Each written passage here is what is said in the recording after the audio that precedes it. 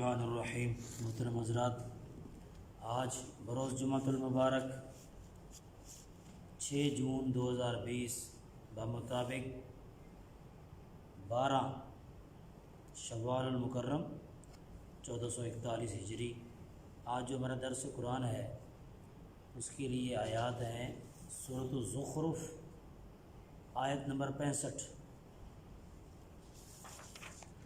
اعوذ باللہ من الشیطان الرجیم، بسم اللہ الرحمن الرحیم۔ فاختلف الاحزاب من بینہم فویل للذین ظلموا من عذاب یوم علیم۔ هل ينظرون إلا الساعة أن تأتيهم بغتة وهم لا يشعرون۔ الأخلاء يومئذ بعضهم لبعض عدو إلا المتقين۔ یا عباد لا خوف علیکم اليوم ولا انتم تحزنون الذین آمنوا بآیاتنا وكانوا مسلمین ادخلوا الجنة انتم وازواجکم تحبرون۔ صدق اللہ العظیم۔ فاختلف، پس اختلاف کیا، الاحزاب، گروہوں نے، الاحزاب حزب کی جمع ہے، حزب کہتے ہیں گروہ کو، احزاب بہت سارے گروہ، من بینہم آپس میں ایک دوسرے کے درمیان، فویل پس ہلاکت ہے، للذین ان لوگوں کے لیے، یہ جو الذین ہے لام کے ساتھ للذین بنا ہے، یہ جمع ہے للذی کی، للذی اس ایک بندے کے لیے، جمع کے لیے للذین ان سب کے لیے، ظلموا جنہوں نے ظلم کیا، پس ہلاکت ہے ان لوگوں کے لیے جنہوں نے ظلم کیا، من عذابی اس عذاب سے ہلاکت ہے، یوم علیم دردناک دن کا عذاب۔ هل ينظرون نہیں وہ انتظار کر رہے، الا الساعۃ مگر اس قیامت کی گھڑی کا، ان تأتیہم کہ آئے گی ان کے پاس وہ قیامت کی گھڑی، بغتتاً اچانک، وہم اور وہ لا یشعرون وہ شعور نہیں رکھتے ہوں گے، ان کو پتہ ہی نہیں چلے گا جب وہ قیامت کی گھڑی ان پر قائم ہوگی۔ الاخلاء گہرے دوست، جگری یار، یومئذ اس دن یعنی قیامت کے دن، بعضہم ان میں سے بعض، لبعض بعض کے لیے، یعنی ایک دوسرے کے لیے اس دن گہرے دوست، عدو دشمن بن جائیں گے، الا المتقین سوائے تقوی اختیار کرنے والوں کے کہ وہ ایک دوسرے کے دشمن نہیں بنیں گے۔ یا عبادی اللہ فرماتا ہے میرے بندو، لا خوف کوئی خوف نہیں ہوگا، علیکم تم پر، الیوم آج کے دن، یعنی آج قیامت کے دن تم پر کوئی خوف نہیں ہے، ولا انتم اور نہ ہی تم، تحزنون غمزدہ ہوگے، غمگین ہوگے، اور نہ ہی تم غمگین ہوگے۔ الذین یہ وہ لوگ ہیں جو آمنو ایمان لے آئے بآیاتنا ہماری آیات پر، وکانوا مسلمین اور تھے ہی فرما بردار، ان سے کہا جائے گا، حکم ہوگا ادخلوا الجنہ، داخل ہو جاؤ جنت میں، انتم تم سب، وازواجکم اور تمہاری بیویاں، تحبرون خوشی خوشی۔ پچھلی آیات میں آپ نے سماعت کیا، اللہ رب العالمین نے یہ بیان فرمایا کہ اگر ہم چاہتے اور ہماری مشیت میں یہ بات ہوتی تو ہم اے لوگوں تمہاری بجائے ہم زمین کے اندر، زمین کے اوپر فرشتوں کو آباد کر دیتے، مگر ہماری منشا یہ نہیں تھی، ہم نے تمہیں آباد کیا ہے۔ عیسیٰ علیہ السلام قیامت کی ایک نشانی ہے، اور اس میں آپ کوئی بھی شک نہ کریں اور اللہ کی پیروی کرتے رہیں، یہی سیدھا راستہ ہے، اور شیطان تمہیں سیدھے راستے پر چلنے سے روکنے نہ پائے۔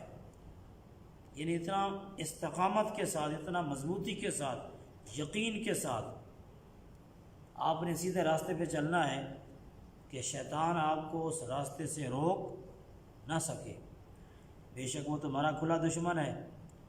اور جب عیسیٰ علیہ السلام معجزات لے کر، واضح تعلیمات لے کر بنی اسرائیل کے پاس آئے، اور عیسیٰ علیہ السلام نے فرمایا کہ بے شک میں آیا ہوں تمہارے پاس حکمت لے کر، دانائی لے کر آیا ہوں، اور اس لیے آیا ہوں تاکہ تمہارے درمیان اختلاف کو ختم کروں، لہٰذا اللہ سے ڈرو اور میری بات مانو۔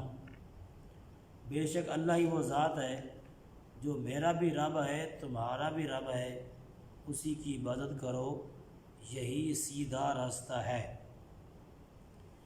اس سے آگے جو آج کی آیات ہیں اس میں اللہ رب العالمین بنی اسرائیل کی کیفیت بیان فرما رہا ہے، ان کے حالات بیان فرما رہا ہے کہ عیسیٰ علیہ السلام کی واضح تعلیمات کے باوجود انہوں نے اختلاف کیا ہے۔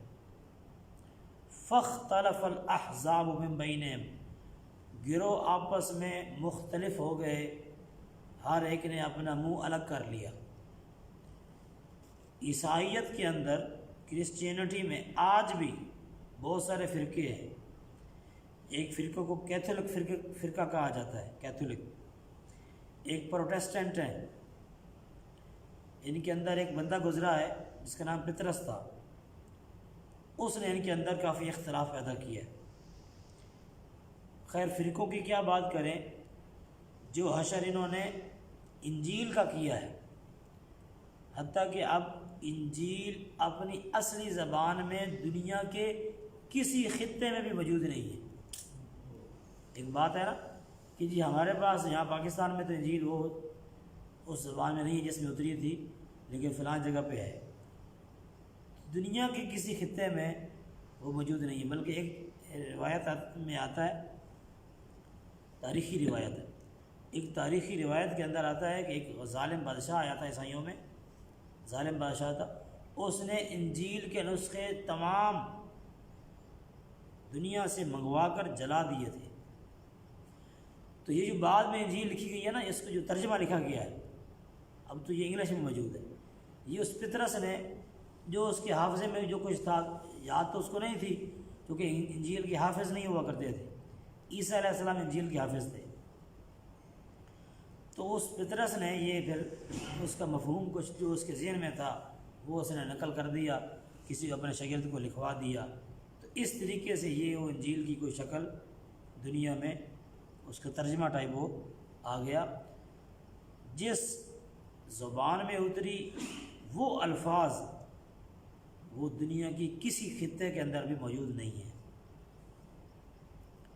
یہ اعجاز صرف اللہ رب العالمین نے قرآن کریم کو دیا ہے کہ آپ وہی الفاظ پڑھتے ہیں، وہی الفاظ آپ سن رہے ہیں جو صحابہ کرام نے حضور علیہ الصلوۃ والتسلیمات کی زبان اقدس سے سنے ہیں، یہ وہی الفاظ ہیں۔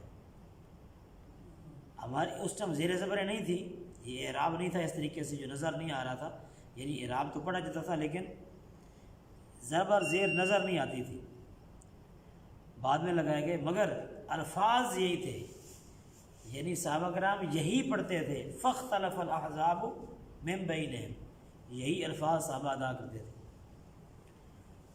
یہ اعجاز، یہ معجزہ قرآن کا ہے کہ اللہ نے اس کی حفاظت کی ہے اور کرے گا، اور دنیا نے، عالم کفر نے ایڑی چوٹی کا زور لگا دیا ہے کہ قرآن کو بدل دیا جائے، اس کی جو ہے نا اس کی نہ تعریف کی جائے، مگر اللہ نے اس کو بچایا ہوا ہے۔ فاختلف الاحزاب من بینہم، بس جو بنی اسرائیلی تھے عیسیٰ علیہ السلام کی امتی، وہ گروہوں میں بٹ گئے، جدا جدا ہو گئے، پارا پارا ہو گئے۔ فویل للذین ظلموا، ایسے ظالموں کے لیے ہلاکت اور تباہی اور بربادی ہے۔ اس سے آپ اندازہ لگائیے کہ اختلاف کرنا اور الگ ٹولی بنا لینا اپنی الگ سے، جماعت اجتماع کو چھوڑ کر، ایک بڑی گیدرنگ کو چھوڑ کر چھوٹی چھوٹی ٹولیوں میں بٹ جانا، اپنا الگ ایک راستہ نکال لینا، کتنا یہ بڑا اور سنگین معاملہ ہے کہ اللہ نے ایسے لوگوں کو ظالم فرمایا ہے۔ فویل للذین ظلموا، بس تباہی ہے ان کے لیے جنہوں نے ظلم کیا، جدا جدا ہو گئے۔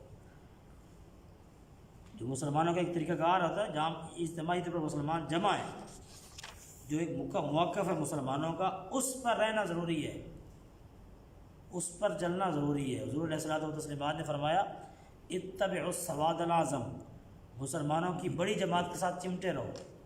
اتبعوا السواد الاعظم، من شذ شذ فی النار، جو الگ ہوا وہ آگ میں جائے گا، جو الگ ہوا وہ آگ میں جائے گا۔ اور آپ نے مثال دے کر فرمایا کہ وہ بکری یا وہ بھیڑ جو کہ ریوڑ کے اندر رہتی ہے، چرواہ اس کی حفاظت کرتا ہے، چرواہ کے ہاتھ میں ڈنڈا ہوتا ہے، بھیڑیا آنے لگے تو اس کے سر میں مارے گا، بھیڑوں کو بچائے گا، اور جو بھیڑ جو بکری اس ریوڑ سے جدا ہو جائے وہ لقمہ بھیڑیا بن جائے گی، بھیڑیا اس کو کھا جائے گا۔ یہ بات آج ہمیں سمجھ نہیں آ رہی، امت کو اکٹھے ہونے کی ضرورت ہے، وحدت بہت ضروری ہے، اتحاد بین المسلمین بہت ضروری ہے۔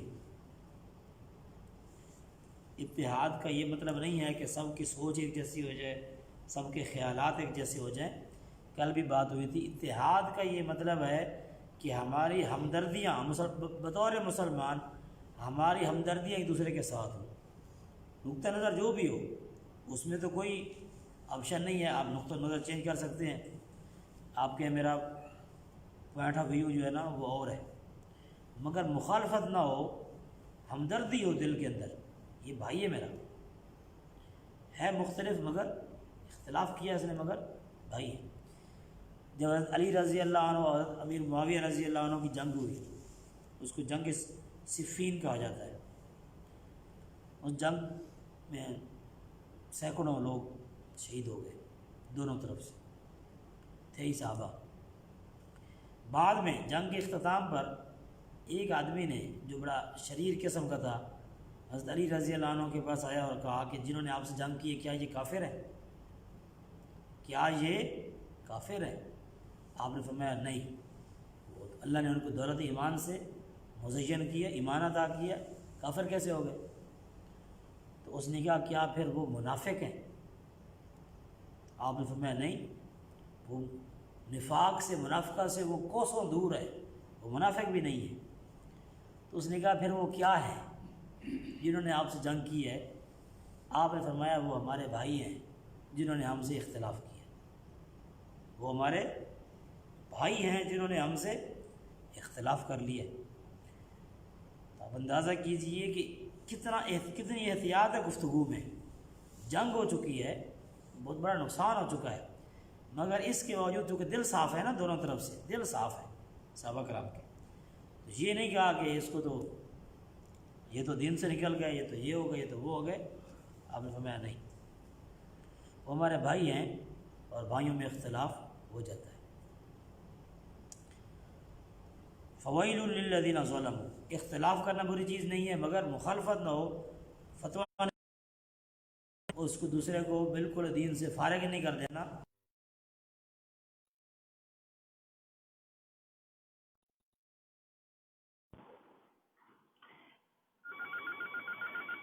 هل ينظرون الا الساعة،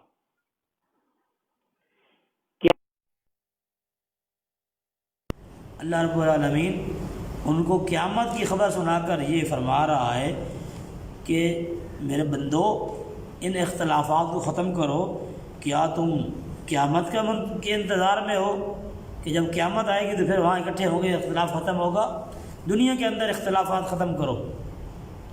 هل ينظرون الا الساعة، کیا وہ قیامت کا انتظار کر رہے ہیں؟ ان تأتیہم بغتہ، کہ وہ ان کے اوپر جب اچانک آ جائے گی. بغتتاً کے الفاظ قرآن پاک میں جا بجا آئے ہیں قیامت کا ذکر کرنے میں کہ یہ اچانک آئے گی، اچانک. حضور علیہ الصلوۃ والتسلیمات نے قیامت کے بارے میں جو نشانیاں بیان فرمائی ہیں، آپ نے دن بھی بتا دیا کہ جمعے کا دن ہوگا، آپ نے مہینہ بھی بتا دیا کہ محرم کا مہینہ ہوگا، آپ نے تاریخ بھی بتا دی ہے کہ 10 تاریخ ہوگی، 10 محرم الحرام، یوم عاشور. اور آپ نے اس کے علاوہ بہت ساری نشانیاں، اشراط الساعہ، قیامت کی نشانیاں، پورا چیپٹر آتا ہے حدیث کی کتابوں میں، کتاب اشراط الساعہ، قیامت کی نشانیاں، جس کے اندر آپ نے بتایا دجال کا آنا، عیسیٰ علیہ السلام کا نزول، حضرت مہدی کی حکومت، دابۃ الارض کا نکلنا، یاجوج ماجوج، سورج کا مغرب سے طلوع ہونا، بہت ساری نشانیاں تفصیل کے ساتھ آپ نے بیان فرما دی ہیں.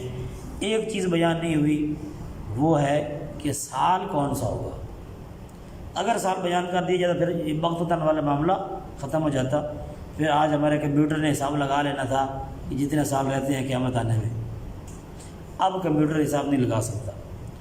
تو یہ اچانک آئے گی، وہم لا یشعرون، اور ان کو پتہ نہیں چلے گا، ان کو اس کا شعور نہیں ہوگا. قیامت کے دن معاملات کیا ہوں گے؟ دنیا کے اندر جتنے بھی گہرے دوست ہیں یہ ایک دوسرے کے دشمن بن جائیں گے. دنیا میں جو دوستیاں ہیں یہ قیامت آتے ہی دوستیاں ختم، کوئی کسی کا دوست نہیں ہوگا. ہاں ایک دوستی صرف قائم رہے گی، اور یہ دوستی ہوگی اہل ایمان کی، اہل تقویٰ کی، متقی پرہیزگار لوگوں کی. ان کی دوستیاں قائم رہیں گی. آپ جو آپس میں اہل ایمان محبت کرتے ہیں نا، دوسرے سے ملتے ہیں، محبت کا اظہار کرتے ہیں، یہ دوستیاں قیامت کے دن بھی ہوں گی، یہ ختم نہیں ہونے والی. اس سے آپ اندازہ لگائیں کہ ایمانی طاقت کتنی بڑی چیز ہے کہ یہ جب تمام دوستیاں ختم ہو جائیں گی تو اہل ایمان کی ان کی دوستیاں ختم وہاں پہ بھی نہیں ہوں گی. الاخلاء، خلیل کی جمع اخلاء. خلیل کہتے ہیں گہرے دوست کو، انتہائی گہرا دوست، مخلص دوست. ایک ہوتا ہے اوپر اوپر سے دوست ہے کوئی اپنے مفاد کی خاطر، اس کی بات نہیں ہو رہی. گہرا دوست، جو دنیا میں گہرے دوست ہیں یہ قیامت کے دن دشمن بن جائیں گے. الا المتقین، سوائے اہل تقویٰ کے، نیک لوگوں کے، کہ ان کی دوستیاں جو دنیا میں تھیں وہ قیامت میں بھی قائم رہیں گی. یعنی نفسا نفسی کا جب عالم ہوگا قیامت میں تو اس وقت بھی اہل تقویٰ دوستی ختم نہیں کریں گے، اور اس وقت بھی ان کے ساتھ آپ کی دوستی قائم رہے گی. یہ بہت بڑا اعزاز ہے اللہ کی طرف سے. یا عباد لا خوف علیکم اليوم.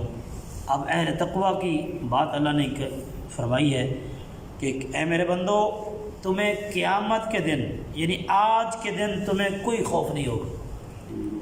چونکہ دنیا کے اندر تم نے اپنی مرضی نہیں کی، تم نے میری مرضی کے مطابق چلے ہو، میرے رسول کی مرضی کے مطابق تم نے زندگی گزاری ہے. لہٰذا آج قیامت کا دن جب آ چکا تو آج تمہارے لیے کوئی پریشانی والی بات نہیں ہے. ولا انتم تحزنون، اور نہ ہی تم غمگین ہوگے. یعنی خوف ہوتا ہے مستقبل کا، مستقبل میں کوئی ہمارے ساتھ پریشانی نہ آ جائے۔ غم ہے پچھلی چیزوں کا جو گزر چکا، یعنی دنیا کی کسی چیز کا غم نہیں ہوگا اہل تقویٰ کو، نیک لوگوں کو۔ وہ دنیا چھوڑ کے آ گئے، غم نہیں ہوگا، چونکہ اس سے بہتر چیز آگے مل رہی ہے۔ غم ہوتا ہے کہ جب پچھلی چیز بہتر ہو، دنیا ٹھیک تھی جی، یہاں تو آگے پریشانی ہے، یہ کفار کے لیے ہوگا۔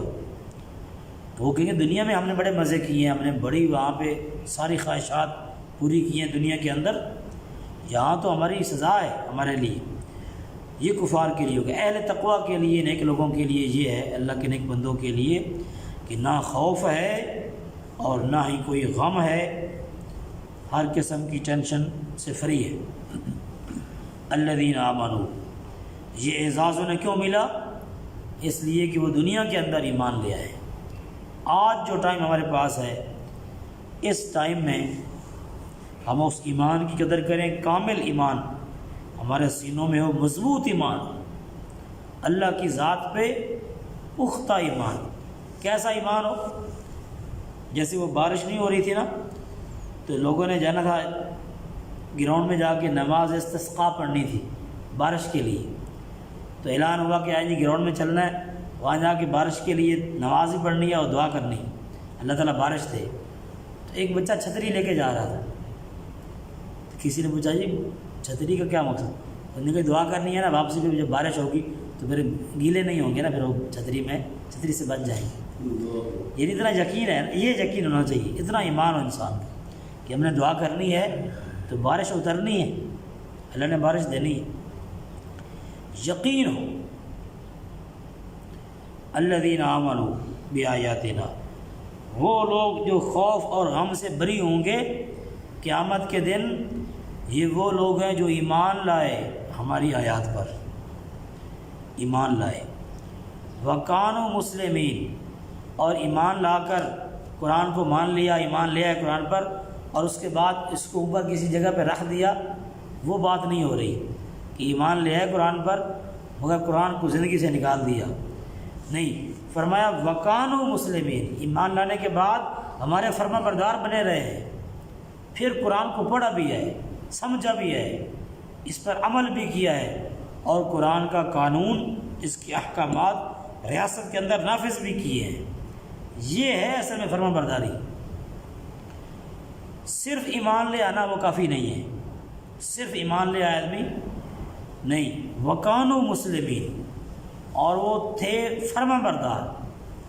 فرما بردار کا مطلب یہ ہے کہ وہ پورے کے پورے اسلام میں داخل ہوئے، پورے کے پورے دین پر انہوں نے عمل کیا ہے۔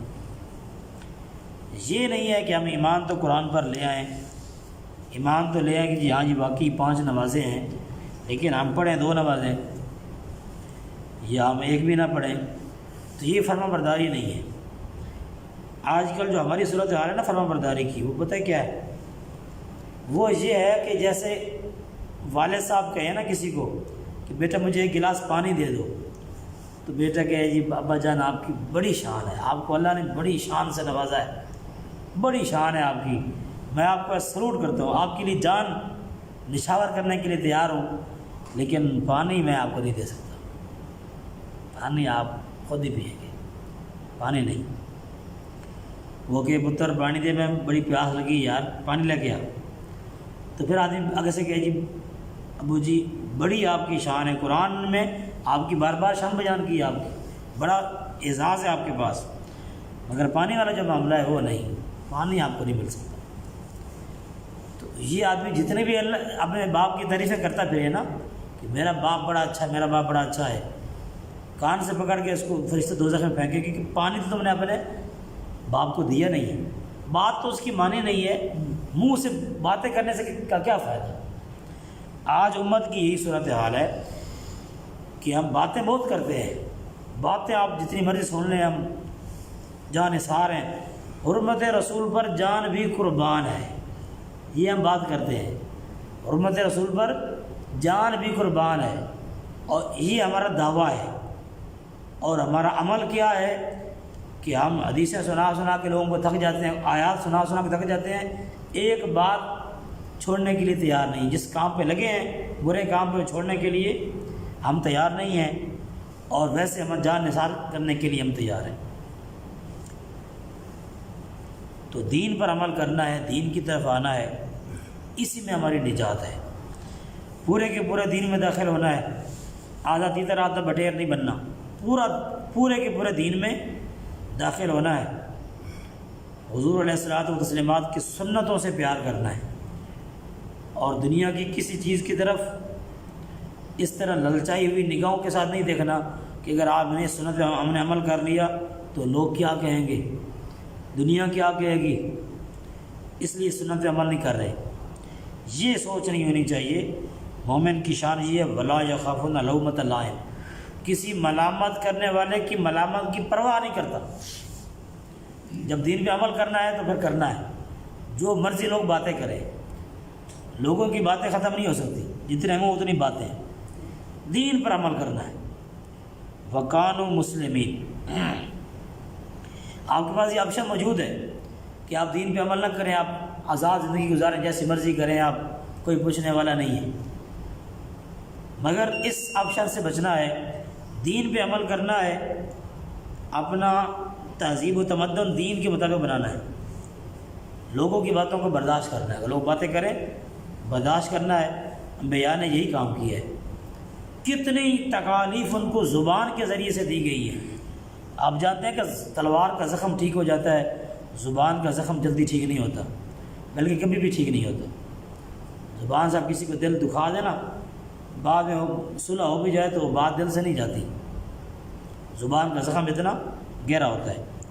تو انبیاء علیہ السلام کو کتنی تکالیف زبان سے پہنچائی گئی ہیں، کتنی بری باتیں قوم نے کی ہیں، مگر برداشت کیا ہے، صبر۔ تو یہ آپشن آپ کے پاس موجود ہے کہ آپ دین پر عمل کریں، لوگ باتیں کریں، برداشت کریں، پی جائیں، اس پہ صبر، اس پہ اجر ہے، اس صبر پہ آپ کو اجر ملے گا۔ وکانوا مسلمین، ایسے لوگوں سے یہ کہا جائے گا جو دنیا کے اندر ایمان لائے اور اللہ کے فرما بردار بندے بنے رہے، اپنی خواہش نہیں کی، اپنی خواہش کے مطابق زندگی نہیں گزاری، اللہ اور اس کے رسول کی مرضیات پہ چلے۔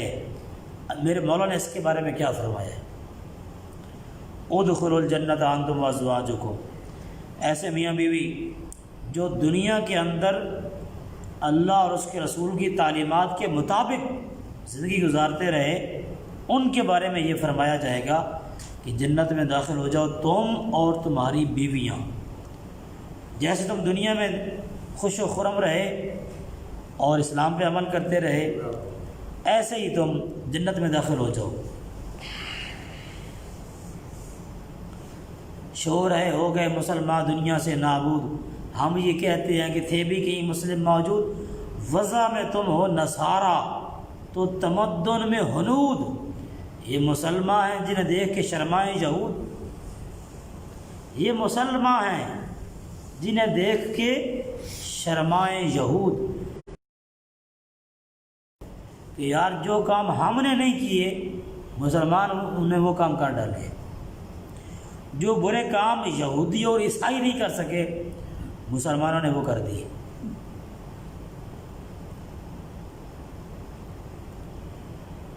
ادخلوا الجنۃ انتم وازواجکم تحبرون، تم داخل ہو جاؤ اور تمہاری بیویاں بھی جنت میں داخل ہو جائیں، اس حالت میں کہ تم دونوں خوشی خوشی ہو، خوشی خوشی تم جنت کے اندر داخل ہو جاؤ، یہ اللہ کی طرف سے انعام ملے گا۔ دنیا کے اندر، دنیا و آخرت کی سب سے بڑی کامیابی یہ ہے کہ جو انسان دوزخ سے بچ جائے اور جنت میں چلا جائے، اس سے بڑی کامیابی کوئی نہیں ہے۔ کوئی بلڈنگ پلازا، کوئی فارم ہاؤس، بڑی بڑی پراپرٹی، یہ کامیابی نہیں ہے، یہ ایک دھوکہ ہے جو آنکھوں کے سامنے آ جاتا ہے، یہ دھوکہ ہے۔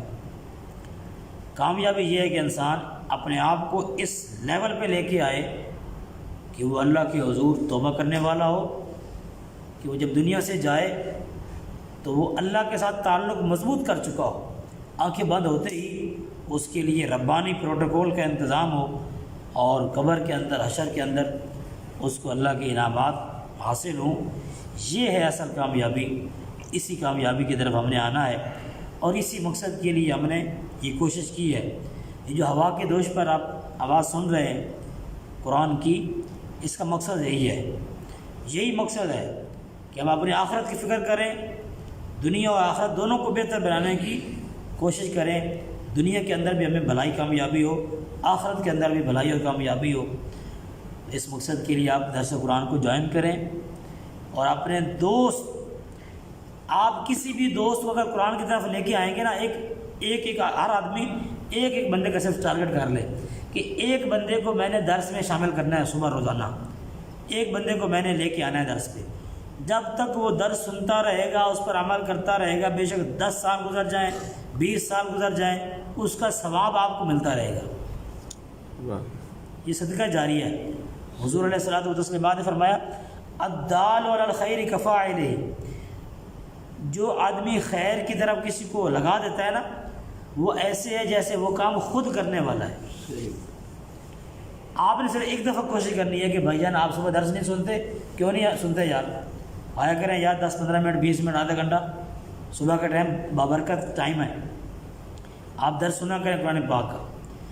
آپ نے اس کو قائل کرنا، جب وہ ایک دفعہ آ گیا اس کے بعد آپ فری ہیں، وہ آ رہا ہے، سن رہا ہے، 2 سال سنیں، 20 سال سنیں، 50 سال سنیں، اس کا ثواب آپ کو مل رہا ہے۔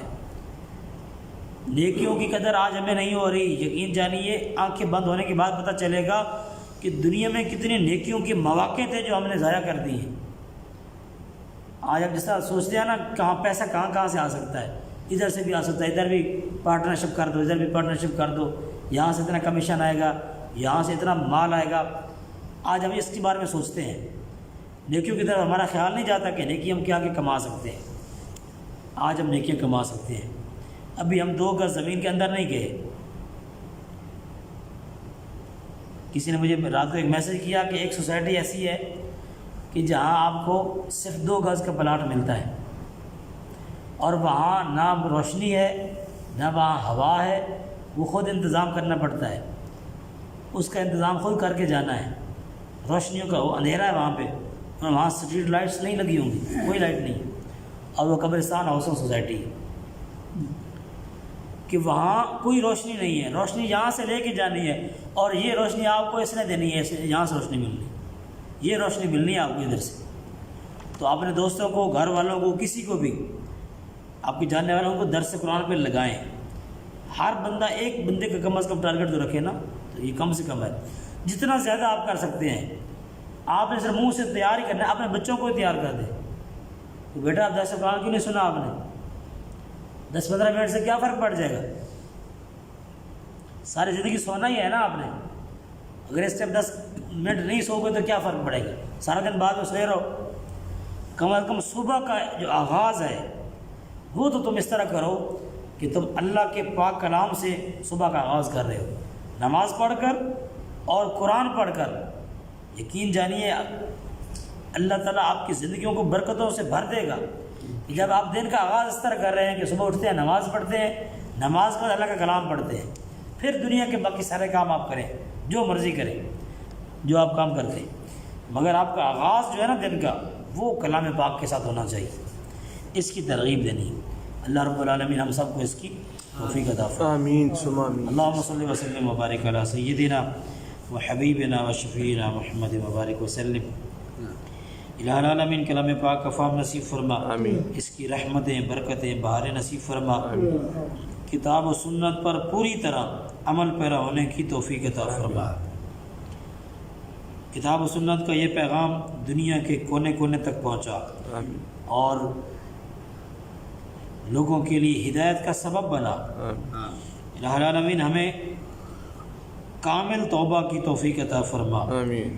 الہ العالمین سچی اور پکی توبہ کی توفیق عطا فرما، ہمارے حال میں رحم فرما، امت مسلمہ کی دستگیری فرما، مسلمانوں کو عروج اور غلبہ عطا فرما، آپس میں اتفاق اور اتحاد نصیب فرما، مظلوم مسلمانوں کی فکر، درد اور احساس امت کے دلوں کے اندر پیدا فرما۔ الہ العالمین ان کو مکمل آزادی نصیب فرما، باعزت زندگی عطا فرما، ظالموں کو کیفر کردار تک پہنچا، مسلمان حکمرانوں اور جرنیلوں کو ہدایت عطا فرما، ہمیں خیر خواہ، مخلص، شجاع، غیرت مند حکمران اور جرنیل نصیب فرما۔ امت مسلمہ کے لیے ان کی ویلفیئر کے لیے ہمیں اپنا کردار ادا کرنے کی توفیق عطا فرما۔ وصلی اللہ علی النبی الکریم وعلی آلہ وصحبہ اجمعین برحمتک یا ارحم۔